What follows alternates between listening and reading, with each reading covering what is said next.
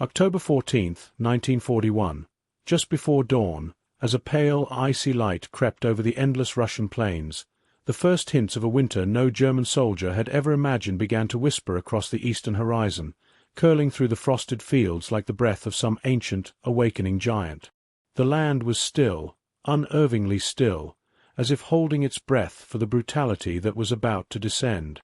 Frost clung to every blade of grass, turning the plains into a silver sea stretching far beyond the limits of human vision, and within this silent, frozen world, the German war machine, once unstoppable, once roaring with confidence and steel, now shuddered painfully against a reality it had never prepared for. When Germany launched Operation Barbarossa months earlier, the generals had predicted a swift, decisive victory. Soviet resistance would crumble, they said. Moscow would fall before winter, they said. The Eastern Front would be a triumph written in speed and firepower. But as German soldiers crawled from their half-frozen tents that morning, rubbing stiffened hands and nursing rifles that no longer obeyed their touch, it became clear that something far older, far more powerful than any army had taken the field against them. The Eastern winter had arrived early, uninvited, merciless, and ready to wage war. The snowfall had begun in faint flurries days before, dismissed by commanders as temporary. After all, it was only October. But now the air felt heavier, colder, sharper, pressing against skin like invisible needles. Engines refused to start. Vehicles that had conquered France, Belgium, Poland, lands with familiar climates, now coughed weakly, groaned, and died beneath the biting Russian cold. Motor oil thickened into sludge. Fuel lines cracked. Machine guns jammed even before they were fired. Horses, exhausted from endless marches, stumbled and collapsed as frost settled into their fur. The German front stretched hundreds of miles, deeper into the Soviet Union than any European army had ever dared to go, but every inch of that ground now felt like hostile territory, not because of Soviet fire, but because of the cold that sank into bones and machinery alike. Soldiers wrapped themselves in blankets stolen from abandoned villages, layering rags beneath their thin uniforms. Some tore curtains from ruins, draping them around their shoulders in desperate attempts to trap warmth. They were fighting not for land, not for victory, but for each breath that crystallized in the air before them. German commanders, once confident and calculating, now wrote frantic messages to Berlin. "We are not fighting men, we are fighting the weather." And indeed, the weather showed no mercy. Snow blanketed supply routes, burying roads until they became indistinguishable from the surrounding plains. Trucks carrying ammunition and food sank into drifts and froze where they stopped. Horses died by the hundreds. Men starved. The supply chain, already stretched thin across thousands of miles, began to break apart entirely, one frozen wagon at a time. Yet across the same winter-ravaged landscape, Soviet troops moved with a confidence that unnerved their enemy. Wrapped in fur-lined coats, heavy boots, and layers of wool, they marched across snow and ice as though winter itself fought beside them. Their rifles, simple and rugged, operated in the cold. Their vehicles were adapted for harsh climates. Their bodies were hardened by lives spent in unforgiving seasons. To the Soviets, this was not extraordinary weather. It was normal, expected, a familiar ally. Standing atop a hill overlooking a frozen forest, a Soviet commander reportedly said, "Let General Winter do his work," as if the icy winds and blizzards were another division in the Red Army. And in many ways, they were. As temperatures dropped to -20°C, then -30°C, and eventually -40°C in some regions, German soldiers began to fear the cold more than enemy bullets. Frostbite spread through the ranks like a silent plague, claiming fingers, toes, entire limbs. Men woke up to find their boots frozen to the ground. Others never woke up at all. Their bodies stiffened beneath thin blankets that could not keep the night at bay. Firewood became as valuable as ammunition. Warmth became a luxury. The once mighty Wehrmacht, victorious across all of Europe, now found itself humbled by a battlefield where even standing still could kill. German machine gunners described the horrifying sound of frozen metal cracking under pressure, their weapons fracturing like glass. Tank crews watched in disbelief as their vehicles, symbols of German power, simply stopped functioning. Steel froze. Hydraulic lines ruptured. Turrets jammed. The cold crept into everything: engines, weapons, bones, morale. Meanwhile, Soviet forces, familiar with winter warfare, launched counterattacks that stunned the Germans. Ski troops glided across open fields faster than German eyes could track.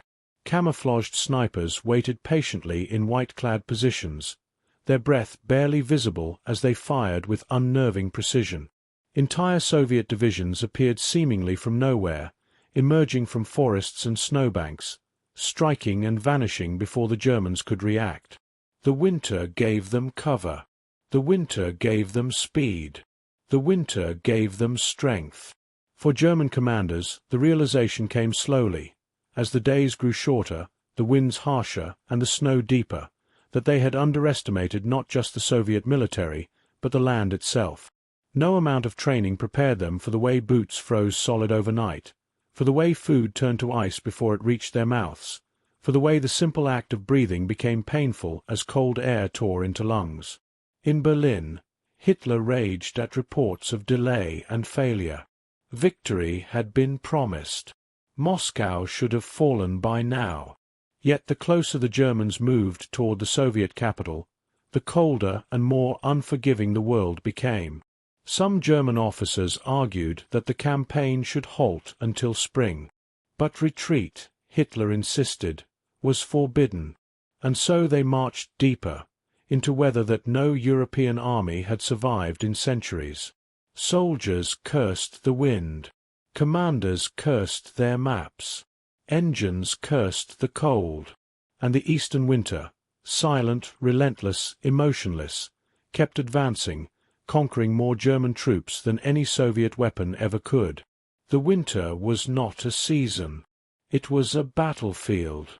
A merciless, ancient battlefield. And Germany was losing. Before we continue, please let me know, did anyone in your family fight in or live through World War II? Share their stories in the comments. Let's continue the story. November 7th, 1941, late in the evening, as a crimson twilight bled across the frozen treetops of western Russia, the cold deepened into something far more sinister than weather, settling into the land with a weight that felt ancient, intentional, as if the very earth had chosen sides in the war now raging across its vast, icy plains. German soldiers huddled around weak, sputtering fires that devoured wood faster than they gave heat, their breath forming ghostly clouds that drifted through the air like the spirits of men already lost to frost and exhaustion. The wind cut through every layer of cloth they wrapped around themselves, slicing into skin with the precision of a blade forged by winter itself. Snow fell again, not gently, not softly, but in thick, smothering waves that buried boots, weapons, hopes. The march toward Moscow had slowed to a crawl, each step heavier than the last as the roads transformed into frozen tracks that shattered under the weight of equipment. And yet, despite the misery that gnawed at their bones, the German High Command pressed forward, demanding speed, demanding progress, demanding victory, even as Mother Nature herself seemed determined to strangle their every advance. The Soviets, meanwhile, appeared to grow stronger as the cold intensified, slipping through forests and across plains with an ease that bordered on supernatural. Winter was not their enemy but their ally, shaping the battlefield in their favor. German intelligence reports described entire Soviet units appearing out of blizzards as if conjured by the storm, their fur-lined coats and felt boots blending seamlessly into the winter landscape. They moved silently, striking with swift precision, then vanishing into the dark curtains of snowfall before German troops could even identify their numbers. For the Germans, the cold was enemy fire. For the Soviets, it was camouflage. And as temperatures plunged to unprecedented depths, reaching -35 degrees Celsius in some regions, Fear began to seep into the German ranks, a quiet, unspoken dread that no amount of discipline or training could suppress. Frostbite surgeries were performed in tents, where the air was so cold that scalpels stuck to gloved fingers. Ammunition belts snapped under pressure. Food arrived frozen solid, forcing soldiers to break it apart with bayonets. And wounds, simple cuts that should have healed within days, turned black at the edges, the cold infecting flesh faster than medics could treat. Moscow's defensive lines grew stronger by the day, reinforced not only by fresh Soviet troops, but by the brutal winter that wrapped the capital in a shield of ice. The city's defenders dug trenches deep into permafrost, carved bunkers from frozen earth, and fortified streets with barricades fashioned from snowbanks and overturned vehicles. Civilians labored alongside soldiers, their breath visible as they hauled sandbags and chopped wood, determined to protect their city at any cost. On the German side, commanders grew increasingly desperate. Maps once marked with confident arrows now became grim reminders of stalled progress. Orders became harsher, punishments more severe. And still, the cold showed no mercy. Engines froze overnight, even those left running through the night, their oil heated in makeshift fires. Rifle bolts had to be worked by hand for minutes before the metal thawed enough to function. Tank crews slept beside their vehicles, using the faint warmth of cooling engines to survive. But as the days shortened and the nights deepened into endless darkness, a terrifying pattern emerged. The colder it grew, the bolder the Soviets became. Soviet ski battalions glided across the snow like phantoms, cutting supply lines and ambushing isolated units with the precision of hunters who knew every inch of the frozen wilderness. Soviet snipers, wearing white cloaks that blended seamlessly into the drifts, claimed dozens of German soldiers each day, their shots echoing across the plains like winter's cruel laughter. Even Soviet civilians, teenagers, farmers, factory workers, took up arms, their familiarity with the winter landscape giving them an advantage that no German textbook had ever taught. German generals who had once boasted of their unstoppable advance now found themselves whispering grim assessments in dimly lit bunkers. One wrote in a report that later became infamous, "Winter fights beside the Russians. We are not prepared for this enemy."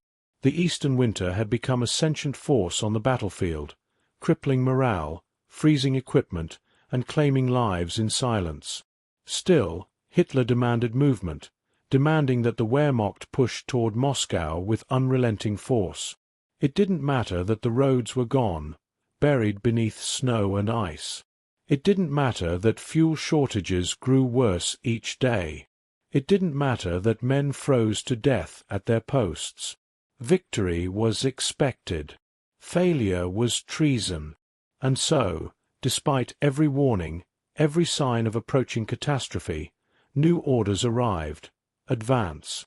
The march resumed, slow and tortured. German soldiers trudged forward through waist-deep snow, their faces wrapped in rags to shield their skin from the wind. Entire divisions stretched thin across miles of frozen landscape, their movements hindered by the endless barrage of blizzards that swept across the front like white walls of death. Advancing troops often lost sight of the men walking just a few steps ahead. Snowstorms swallowed entire supply units. Communications broke down. The Luftwaffe was grounded.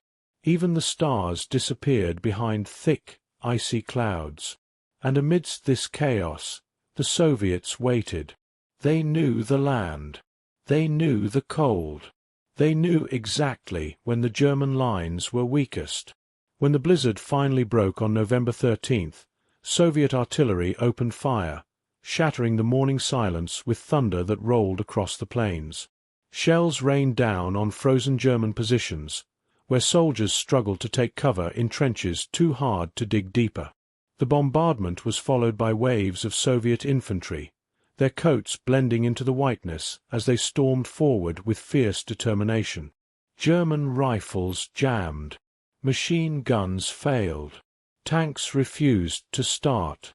The Eastern winter had done half the fighting, softening the enemy, weakening their resolve, crippling their technology, so that when human soldiers entered the battle, victory was no longer just possible, it was inevitable. German troops retreated in disarray, stumbling through snow that clung to their legs like chains, many collapsing from exhaustion and cold before enemy bullets could reach them. Officers shouted commands drowned out by the howling wind. Medics dragged wounded men toward makeshift aid stations, their boots slipping on icy ground stained red.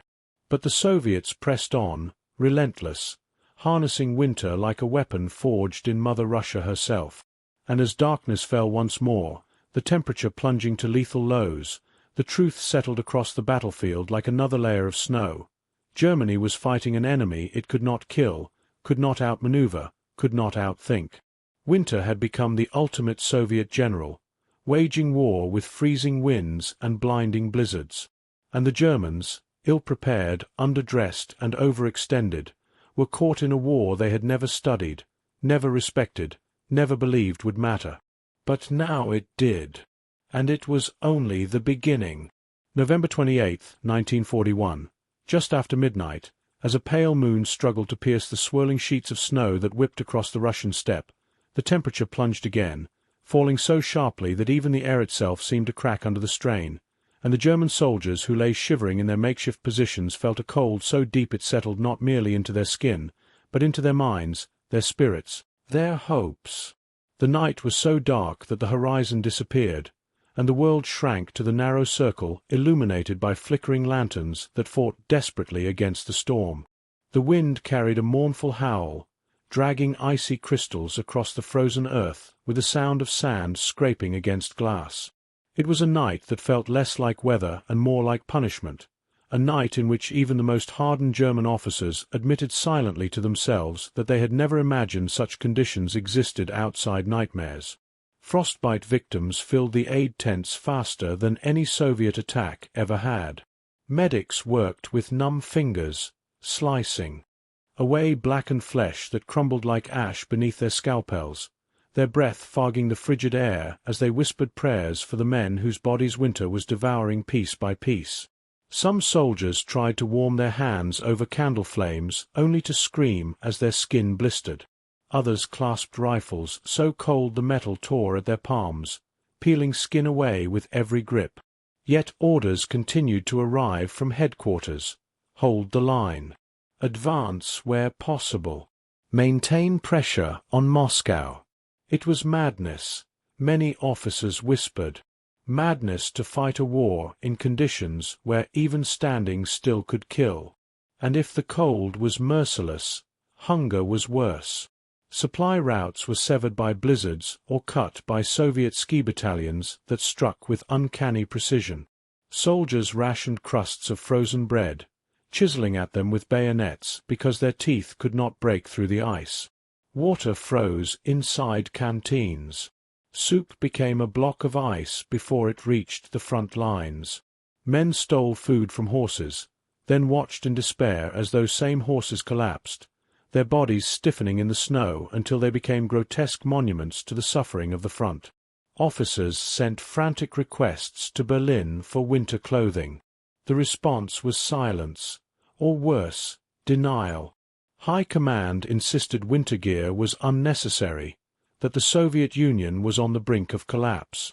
Some German units received crates of insulated gloves meant for display or ceremonial parades, not survival. Others found crates mislabeled, filled with summer uniforms or propaganda leaflets instead of the coats they desperately needed. The disconnect between Berlin's fantasy and the Eastern Front's reality became another enemy, less visible than the Soviets, but far more deadly. And the Soviets knew it. They could see the suffering in the German lines. They could hear the coughs, the cries, the grinding desperation carried by the wind. Their commanders had grown up listening to stories of how their ancestors survived winters that swallowed entire armies. They understood that the cold was not a barrier but a weapon that required no ammunition, no training, no factories. It simply existed, powerful enough to tilt the balance of the war. As Soviet patrols glided through forests on skis, their silhouettes ghost-like beneath the moonlight, they found German soldiers huddled together in clusters, their bodies stiff, their faces pale, their eyes frozen open. Many had died without a single wound, simply drifting into sleep and never waking. German trucks sat abandoned along icy roads, their engines cracked open by the cold like overripe fruit. Artillery pieces were left behind because their wheels had fused to the frozen ground. Some German tank crews tried lighting fires under their vehicles to thaw them, only to watch in horror as rubber parts caught fire or engines seized permanently. Meanwhile, Soviet tanks, designed for harsh climates, roared across the snow with ease, their tracks hugging the frozen terrain. German soldiers who once stood tall at the invasion's beginning now trudged through snowdrifts with bent backs and hollow eyes, their morale shattered not by enemy fire but by an invisible force that cared nothing for bravery or discipline. Reports from the front grew more grim by the hour. One division reported that rifles must be disassembled every 90 minutes to prevent freezing. Another recorded that soldiers spent more time thawing weapons than firing them. A third division reported that more men were dying from frostbite than from Soviet bullets. The Eastern winter was no longer a background condition. It was the dominant force shaping every engagement, every movement, every loss. And the Soviets used it with ruthless efficiency. In late November, Soviet General Georgy Zhukov began preparing a winter counteroffensive that would exploit every weakness the German army now displayed. He studied the maps, noting where German trenches had collapsed from frost, where supply lines had been severed, where exhausted troops now huddled in thin shelters. His forces were still battered from months of fighting, but winter had equalized the battlefield. The Red Army had men, equipment, and most importantly, experience. The Germans had none. On the night of November 28th, while German troops tried desperately to keep warm around guttering fires, Soviet scouts crept through forests cloaked in white. They crawled across icy rivers, their bodies blending seamlessly into the snowy landscape. They observed German positions with meticulous patience, noting where guards fell asleep standing up, where officers paced in agitation, where vehicles sat abandoned like frozen relics. The stage was set. Winter had softened the German lines. Now the Red Army would break them. And the night grew colder as if nature itself approved. By dawn, temperatures fell so low that exposed skin froze in seconds. German soldiers awoke with frost collecting on their eyelashes, their blankets stiff with ice. Many discovered their boots frozen to the ground, their toes numb or gone entirely. The cold was not just debilitating, it was consuming them. And still, the Soviets waited, letting the frost complete its work before they struck. German commanders, increasingly panicked, sent urgent reports back to headquarters describing catastrophic conditions. Tents collapsing under snow, horses dying faster than they could be buried, and men abandoning posts in delirium, stumbling into blizzards and never returning. One officer wrote, "We are not fighting a winter campaign. We are fighting extinction." But Hitler refused to retreat. Retreat was forbidden. Retreat was shameful. Retreat meant admitting the invasion had failed. And so the German army, starving, freezing, exhausted, remained trapped in a hostile land under a sky that felt like a ceiling of ice lowering inch by inch. When night fell again, bringing even colder winds sweeping across the plains, German soldiers hugged their rifles for warmth, unaware that the Soviets were already closing in, gliding through the forests like shadows. The final blow had not yet come. But winter had delivered its message clearly. Germany had invaded the Soviet Union believing it would face men. Instead, it faced a season that killed without mercy, a season that hid the enemy, a season that turned the world white and still and deadly. And Germany, unprepared, overconfident, and increasingly desperate, was learning the same lesson Napoleon had learned more than a century earlier. Russia's greatest defender was not its armies, but its winter. And winter had only just begun. December 5, 1941, shortly before sunrise, as a dim blue glow crept over the frozen countryside surrounding Moscow, the cold reached a level that German meteorologists later described as beyond recorded European memory, plunging to temperatures so brutal that even the air seemed to freeze in place. And the German troops who had survived the previous weeks now faced a new stage of winter that stripped away the last illusions of victory, revealing a grim reality that no amount of discipline or machinery could overcome. The sky was heavy with ice crystals, suspended like a shimmering veil that neither wind nor sunlight could disperse. Every breath turned to frost the instant it left a soldier's lips. Every step crunched with the brittle sound of frozen earth cracking underfoot, and every heartbeat felt slower, heavier, as if winter itself was pressing upon their chests, draining strength from their bodies and hope from their minds. German sentries stood rigid beside their posts, but their stiffness came not from discipline. It came from fear of movement, for even adjusting a scarf or wiping frost from eyelashes could expose skin to the lethal cold. Some soldiers woke to find their weapons frozen to the ground. Others woke unable to feel their own hands at all. A few didn't wake at all, their bodies preserved in the positions they last slept, like statues carved from ice. Yet across the snow-covered plains, Soviet soldiers moved with a determination that seemed almost supernatural. Wrapped in thick quilted coats and fur-lined hoods, their boots insulated and their rifles designed for such freezing conditions, they marched through the blinding frost with a rhythm born of generations who had survived winters like this long before war came to their land. They sang songs that drifted faintly across the wind, their voices steady even as the cold bit at their faces. They sharpened bayonets, cleaned their weapons, and prepared for something the Germans could not imagine, a massive counteroffensive. Stalin, having sensed the moment when winter and German weakness aligned perfectly, gave the order. General Zhukov, with a strategist's mind and a survivor's intuition, executed it. From the distant forests and hidden trenches encircling Moscow, tens of thousands of Soviet troops prepared to strike. Siberian divisions, trained in temperatures colder than these, marched into position with white camouflage blending seamlessly into the endless snow. Cossack cavalry units positioned themselves behind tree lines, their horses snorting icy plumes into the air. Artillery crews adjusted their guns, their breath freezing on the metal barrels as they prepared to unleash a barrage that would echo across the winter landscape like rolling thunder.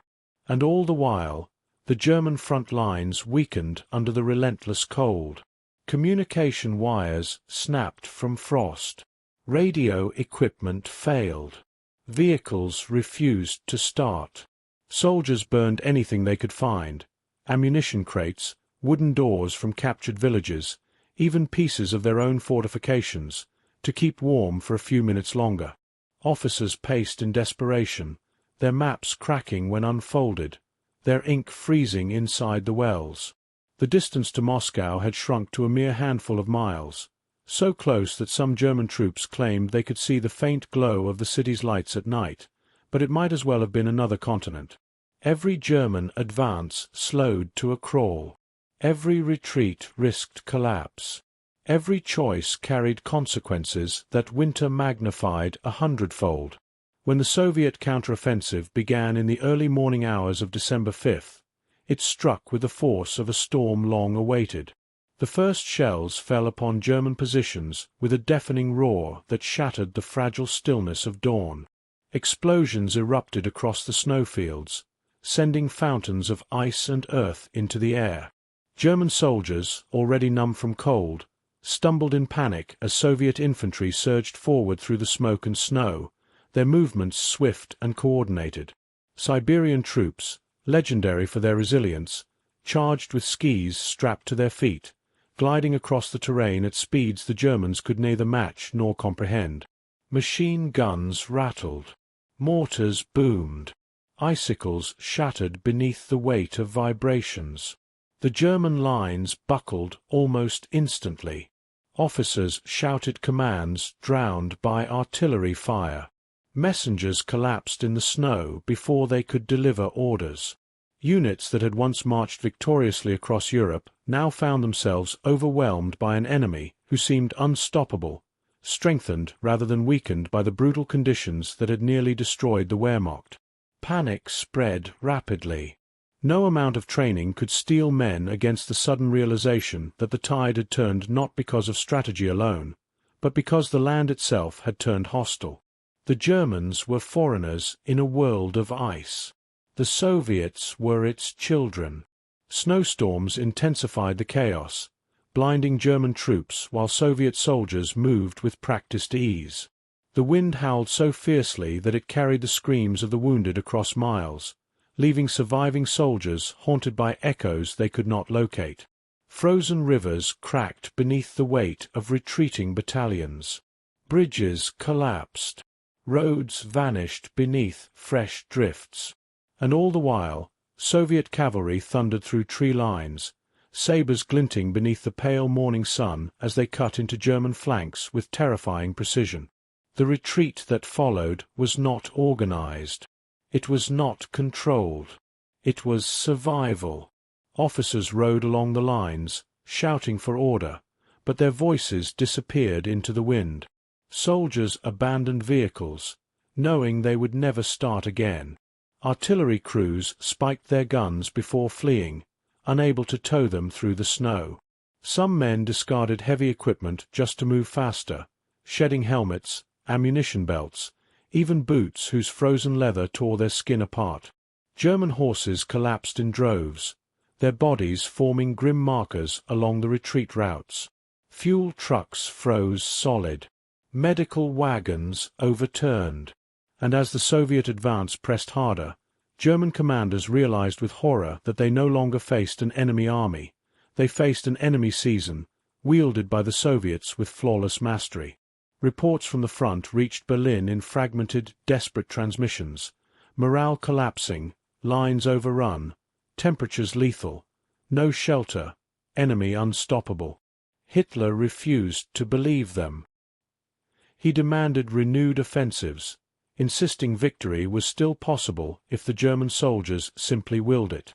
But willpower could not thaw metal. It could not warm blood. It could not fight frostbite.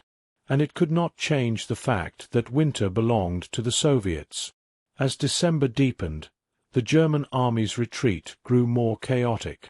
Soldiers stumbled through forests, leaving behind comrades who collapsed in the snow. Officers tried to regroup their divisions, but maps were useless when the landscape itself transformed each hour, reshaped by storms and drifts. The Soviets continued to strike with precision, their knowledge of the land turning every hill, every forest, every frozen river into a weapon. By nightfall, the temperature dropped even lower, reaching -40°C in some regions, freezing the moisture inside German lungs as they gasped for breath. Darkness fell swiftly, bringing with it a silence that felt suffocating. Then, faintly, across the snow, the sound of marching boots began to echo. The Soviets were still coming. And in that moment, German commanders understood. This winter was not a temporary obstacle. It was a second front. A merciless, unrelenting force that fought without rest, without mercy, without fear. And there was no defense against it. If you already watched till this part, so please comment below your city name. Let's continue the story. December 12, 1941, late afternoon, as the pale sun dipped low over the vast, frozen plains west of Moscow, casting long blue shadows across fields blanketed in snow thicker than a man's waist, the German High Command gathered in makeshift bunkers and half-frozen command posts to confront an increasingly unavoidable truth. The winter was not retreating, the Soviets were not weakening, and the great gamble of Operation Barbarossa had transformed from a bold offensive into a slow, grinding disaster. Outside, the wind whipped snow across the landscape in boiling swirls that swallowed entire platoons from sight, turning the front lines into an indistinct blur of white chaos. Inside, maps lay stiff on wooden tables, curled at the edges from frost. Officers huddled around lanterns that flickered weakly in the damp cold, their faces pale, gaunt, and worn with exhaustion. Reports arrived not in crisp documents but in frantic, half-frozen messengers, men whose eyelashes were coated in ice, whose hands shook so violently they could barely salute before collapsing near a stove. The news they brought was always the same, always worse than before.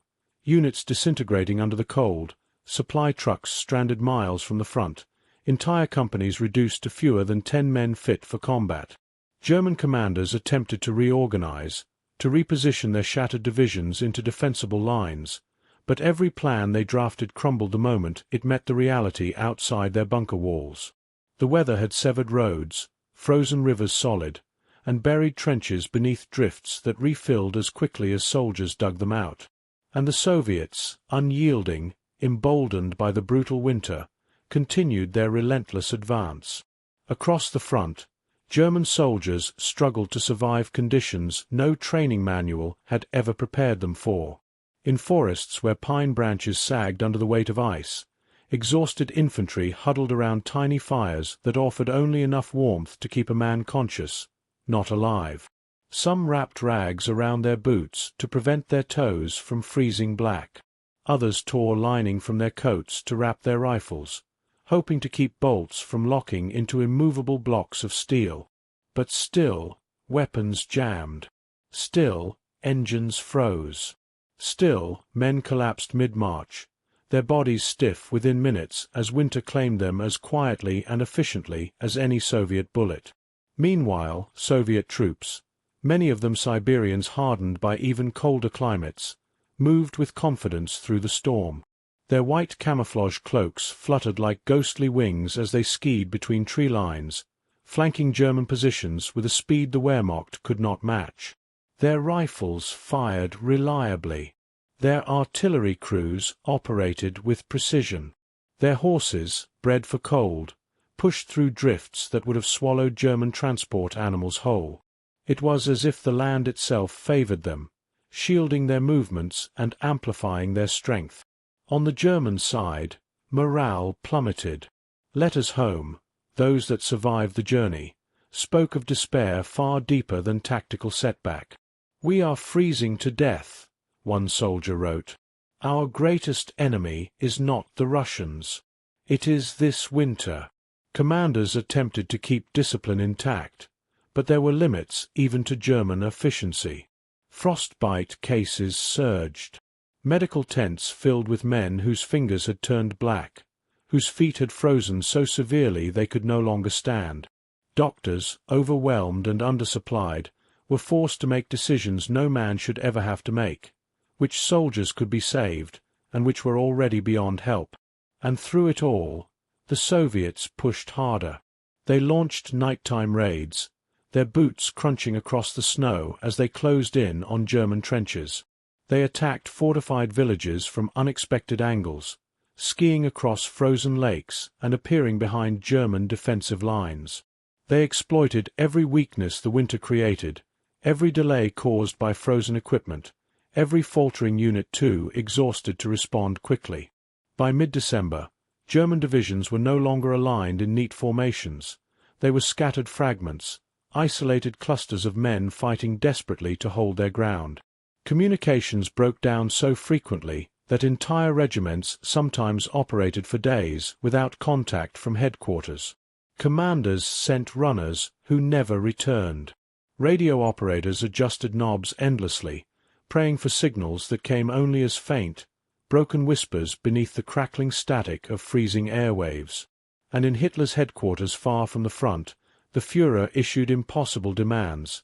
No retreat, no surrender, hold every inch of ground regardless of the cost.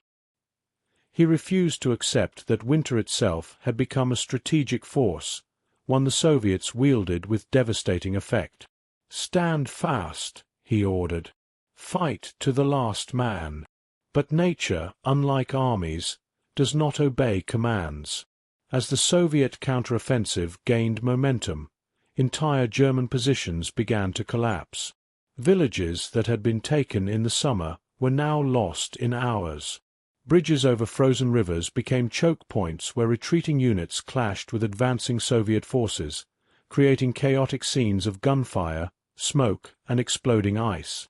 German engineers detonated charges beneath the ice to slow the Soviet advance, but the explosions did little more than send towering geysers of freezing water into the air. Siberian troops simply skied around the destroyed sections or crossed further upstream. There was no stopping them. In one sector, a German battalion, reduced to half strength, attempted to hold a defensive line on the edge of a forest. When the Soviets attacked, their white uniforms blended perfectly with the snow, making them nearly invisible until they were less than 50 meters away. The Germans fought bravely, firing rapidly into the storm of advancing figures, but rifles jammed, machine gun bolts froze, and soldiers fumbled with ammunition too cold to hold. Within minutes, the line disintegrated. Survivors fled into the forest, pursued by Soviet ski troops who moved with the speed of shadows. Further south, German panzer crews faced a different nightmare. Their tanks, so effective during summer, had become iron coffins. Oil thickened into sludge. Engines refused to turn over. Tracks froze to the ground. Crews lit fires beneath their vehicles, trying to thaw engines without melting themselves in the process. Some tanks started after hours of desperate effort, only to stall again minutes later. Meanwhile, Soviet T-34s, designed with wide tracks and engines that tolerated deep cold, maneuvered across terrain that immobilized German armor completely. They attacked from angles the Germans had once thought impossible, over frozen marshes, across ice-covered rivers, through forests dense enough to shred other tanks' hulls. The sight of Soviet armor emerging from a snowstorm, engines roaring confidently while German tanks sat motionless, shattered the last sense of technological superiority the Wehrmacht had clung to. Inside German headquarters, the atmosphere shifted from frustration to fear. Officers argued over maps stained with frostbite-numbed fingerprints. Some insisted on pulling back to shorter defensive lines. Others argued for temporary retreats to reorganize. But Hitler's orders forbade withdrawal, leaving commanders trapped between military logic and political insanity. Many would later describe this period as the moment they realized the Eastern Front was no longer winnable, not because Germany lacked courage or training, but because the Soviet Union possessed something far more powerful: endurance born of suffering, resilience shaped by history, and a home field advantage no foreign army could ever overcome. Outside, as the temperature dropped further, the very air began to glitter with floating ice crystals. German soldiers marched through fields where tree branches snapped under the weight of frost, falling like brittle bones onto the snow below. Wolves howled in the distance. Horses stumbled and froze mid-step. Fires crackled weakly, unable to warm the men who gathered around them. And above it all, the Soviet artillery began again, slow, methodical, devastating. The winter offensive was not simply pushing the Germans back. It was unraveling the myth of their invincibility. The same soldiers who had conquered Europe in a whirlwind of blitzkrieg now struggled to take a single step without slipping on ice. The same commanders who once orchestrated rapid breakthroughs now watched helplessly as their carefully arranged defenses dissolved into chaos.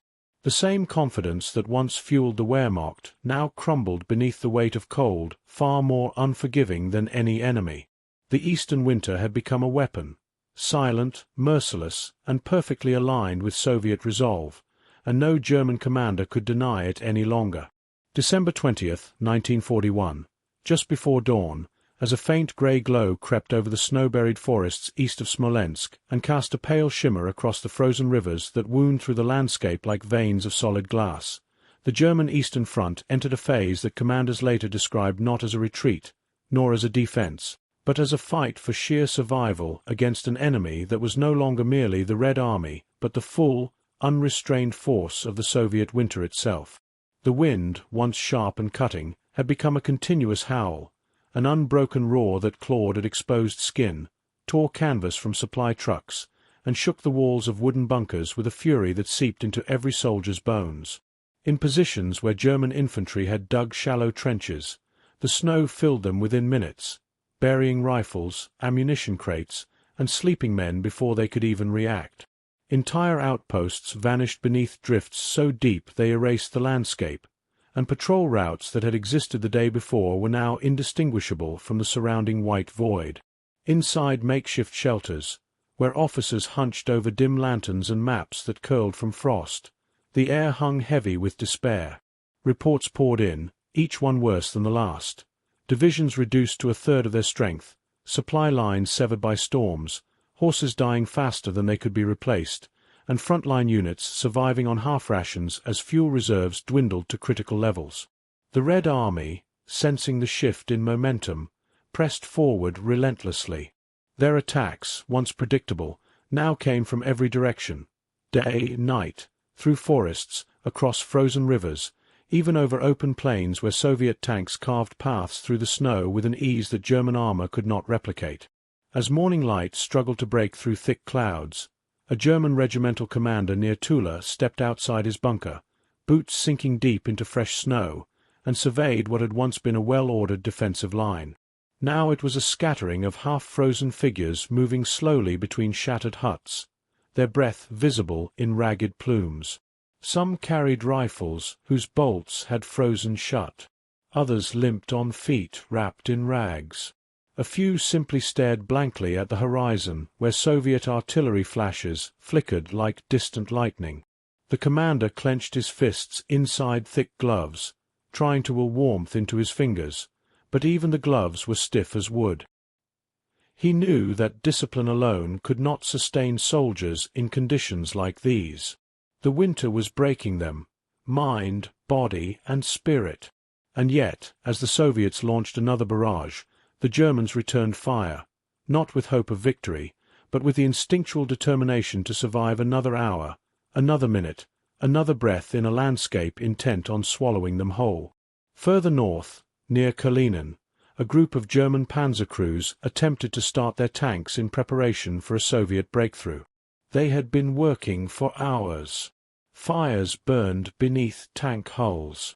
Crews took turns cranking frozen engines, their breath rising in clouds as they fought against a cold so absolute it rendered mechanical skill meaningless. One tank finally roared to life, belching thick smoke into the air, and the men cheered despite the sting of frostbite on their faces. But the celebration lasted only seconds.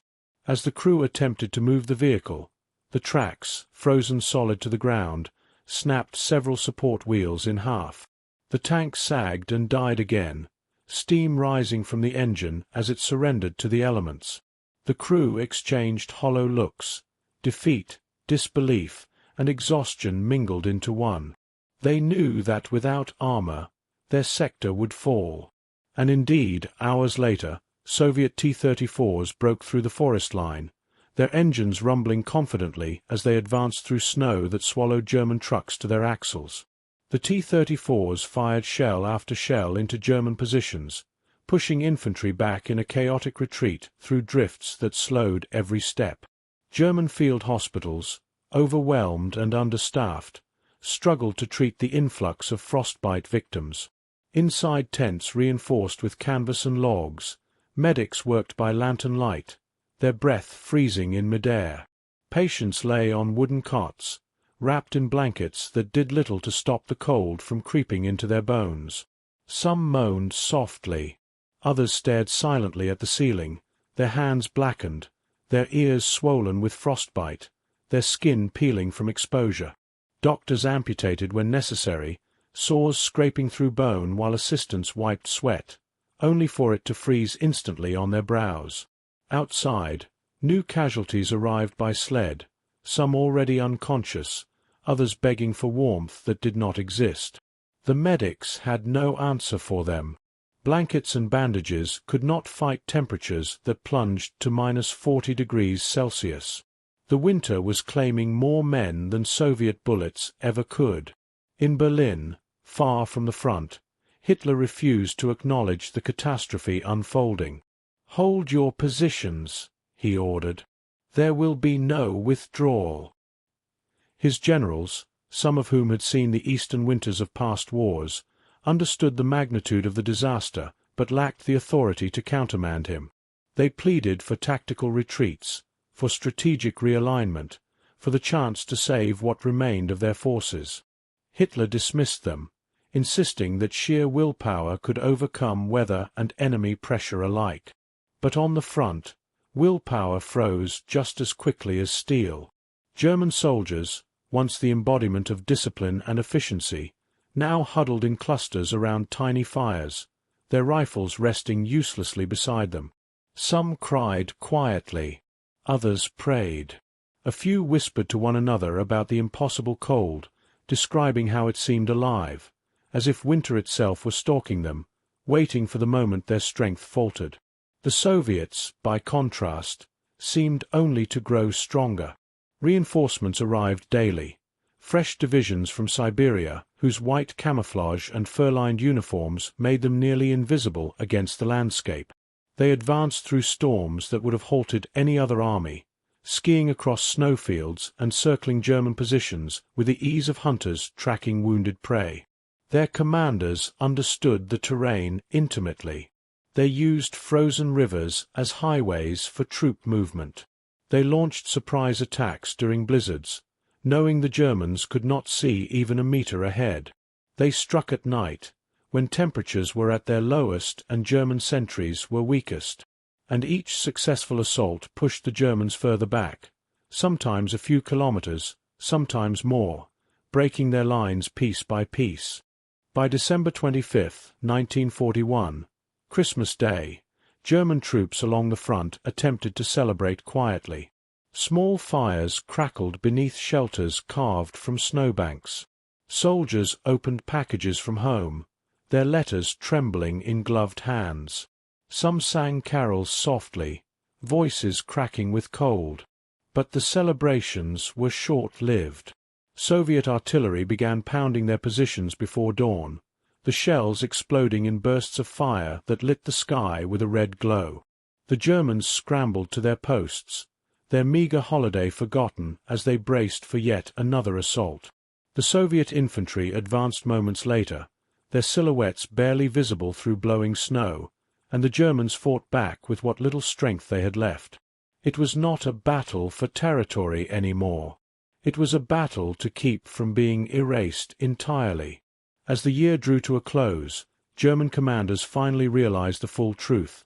The Eastern winter was not merely a backdrop to the war. It was an active, devastating force shaping every movement, every outcome, every breath taken on the battlefield. It had frozen engines, shattered supply lines, crippled divisions, and smothered entire regiments beneath its merciless weight. It had transformed the Red Army from a battered opponent into an unstoppable tide. It had humbled the once invincible Wehrmacht, stripping it of its greatest strength, momentum, and above all, it had rewritten the future of the war. For in the frozen expanse of the Eastern Front, winter fought beside the Soviet Union, and Germany had never been prepared for an enemy it could not shoot, outmaneuver, or command to halt. If you found this story compelling, please take a moment to like this video. It helps us share more forgotten stories from the Second World War. Subscribe to stay connected with these untold histories. Each one matters. Each one deserves to be remembered, and we would love to hear from you. Leave a comment below telling us where you are watching from. Our community spans from Texas to Tasmania, from veterans to history enthusiasts. You are part of something special here. Thank you for watching, and thank you for keeping these stories alive.